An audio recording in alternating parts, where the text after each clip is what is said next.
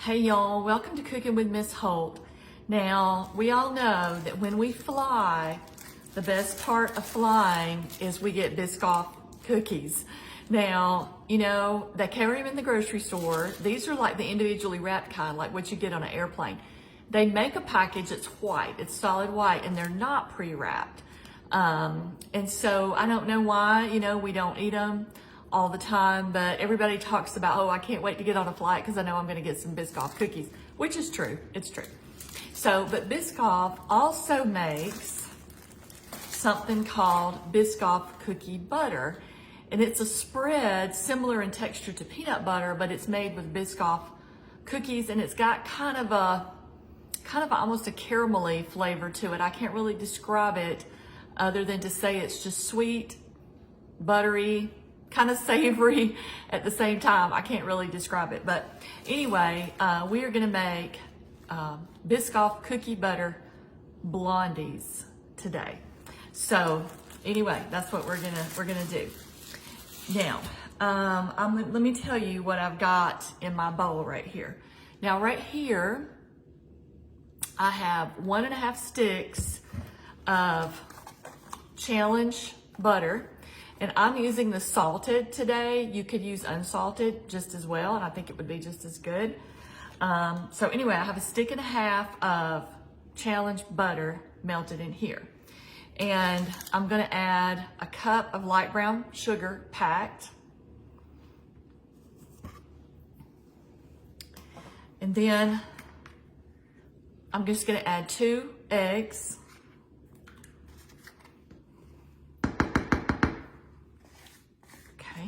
And let me get that beaten up, and then I'll come right back so you don't have to listen to the mixer. Okay, now this is what it should look like. That's the texture it should look like when you get it beaten up. And let me say, when you melt your butter, you just barely want to melt it. You don't want to get it hot because then it'll cook your eggs. So just barely melt it.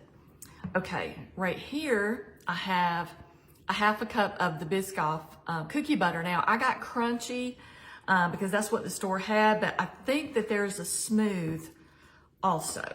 So I'm thinking either one is gonna be really good. I don't think anything you could make with this would be bad either way. All right, so let me beat that up really quick. Okay. All right, I've got that beaten up now, and let me tell you what I've got in this bowl right here. This is just my dry ingredients, and I have 2 cups of White Lily all-purpose flour. Y'all know White Lily is my go-to. And then I have 1/4 teaspoon of baking soda, 1 teaspoon of baking powder, and 1/2 teaspoon of salt. And I will put this in the comments, and I promise not to do this from memory. I tried to do the soup recipe from memory the other day, and I left out 2 or 3 things, which is why you shouldn't trust your memory. You should do it while you're looking at the copy of the recipe. So anyway, let me get this beat up, and then I'll show you what that looks like. Okay, y'all, it's a really thick batter. So that's what it looks like when you get it all beaten up. And like it's like that thick. So now I'm fixing to put this in an 8x8 dish, and you could use metal. I have glass. This is the white ceramic Good Cook dishes that you see so many people use it online. You know, they come in a 9x13, 11x7, and an 8x8, and this is the 8x8. And I've just got parchment paper in here because it'll make it easier to clean up. So I'm gonna spread that batter in there, and then I'm gonna bake it about 30 to 35 minutes. Now, y'all know that if I could put pecans in everything, I would. If I could put pecans in lasagna, if I could figure out a way, I probably would. So I'm gonna put my Stuckey's pecans, you know, those are my favorites. I'm gonna put those in half. So I'm gonna put all the batter in the pan, and then I'll just kind of stir in, you know, some pecans to one side. I just wanna see what it tastes like. So I'm gonna do half with and half without. So let me get this in the pan, and then I'm gonna bake it, like I said, about 30-35 minutes. I'll check it at 30. And then once it comes out and cools, and we'll cut them, and I'll put some on a plate and all that, and we'll see what it looks like. So I'll be back. Okay, y'all, our Biscoff Blondies have come out, and our Biscoff Butter Blondies, I should say that. And we're gonna let those cool. They'll probably take a long time to cool, but you can see where I stuck my little toothpick in there to test it. So and this pan is really heavy ceramic, which I think makes a good crust on anything, really, bars or macaroni or anything. So it's a good thing, but they'll probably have to cool a couple of hours, and then once they cool, then I'll cut it, and I'll show you what it looks like. Okay, y'all, our Blondies have cooled, and so I've taken them out, and I'm about to slice them. And I would say I would probably slice these very small, especially like for a party or something like that. I think they're gonna be really rich.